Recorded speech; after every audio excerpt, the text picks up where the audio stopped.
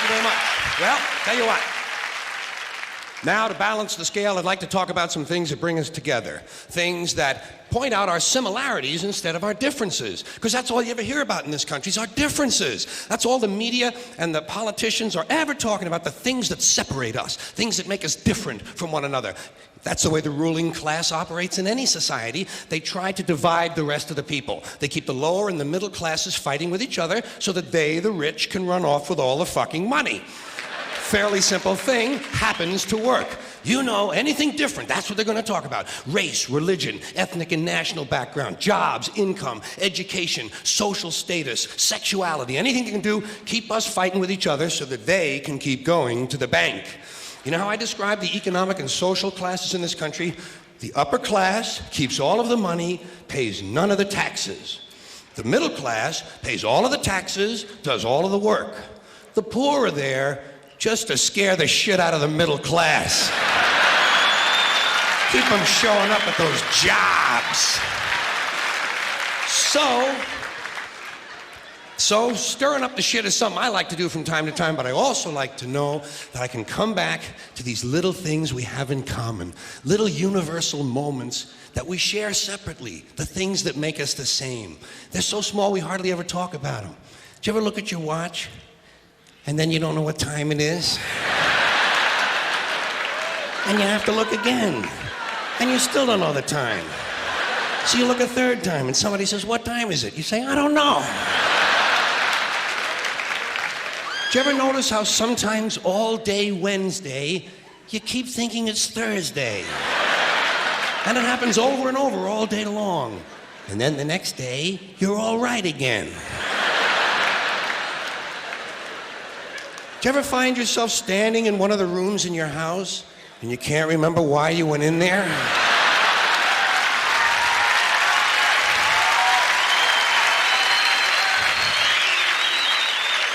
And two words float across your mind: Alzheimer's disease. You ever been talking to yourself and somebody comes in the room and you have to make believe you were singing?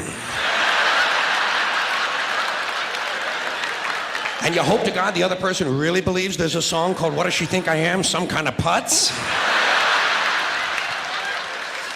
Little experiences we've all had. You ever been sitting in a railroad train in a station and there's another train sitting right next to you and one of them starts to move and you can't tell which one it is?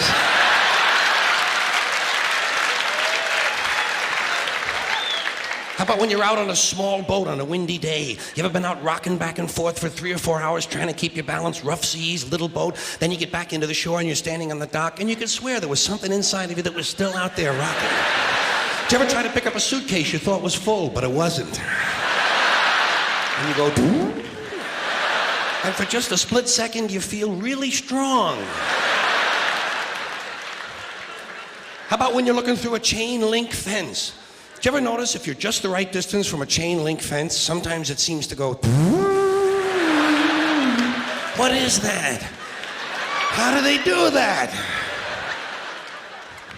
Did you ever try to tell somebody they have a little bit of dirt on their face? You can never get them to rub the right spot, can you? Say, "You got a little bit of dirt right here." They always go, "Where? Here?" And you just want to slap the bastard.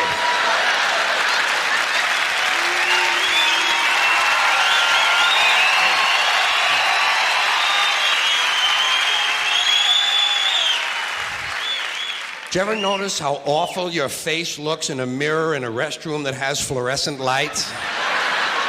Every cut, scrape, scratch, scar, scab, bruise, boil, bump, pimple, zit, wart, welt, and abscess you've had since birth all seem to come back at the same time. And all you can think of is, "I gotta get the fuck out of here!"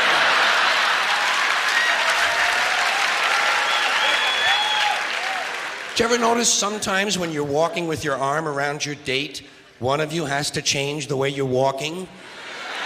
Men and women don't walk the same. One of them has to change. Either the man has to walk like this,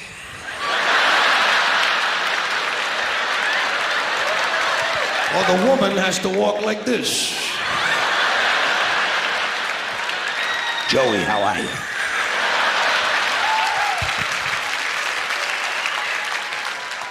How about when you're going up a flight of stairs and you think there's one more step?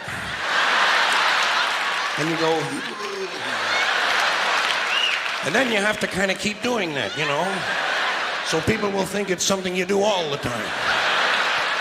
I do this all the time. It's the third stage of syphilis.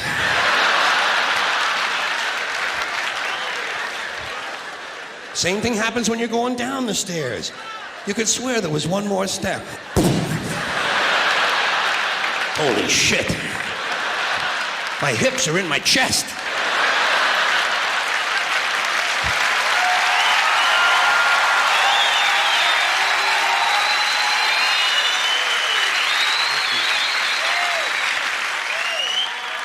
When you drink grapefruit juice in the morning, do you go like this?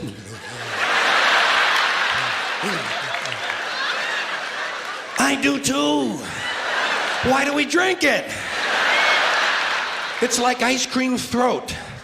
You know when you've been eating ice cream too fast and you get that frozen spot in the back of your throat, but you can't do anything about it because you can't reach it to rub it? You just have to kind of wait for it to go away. And it does. Then what do?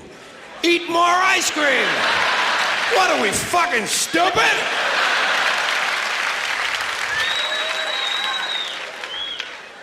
Did you ever fall asleep on a late afternoon and wake up after dark and you don't know what goddamn day it is?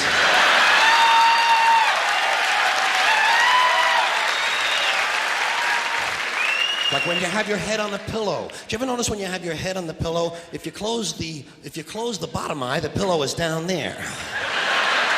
Then if you switch eyes, the pillow moves up there. Whoa, holy shit, Dave, look at this. The mystery of the moving pillow. I think it's related to the chain link fence mystery myself.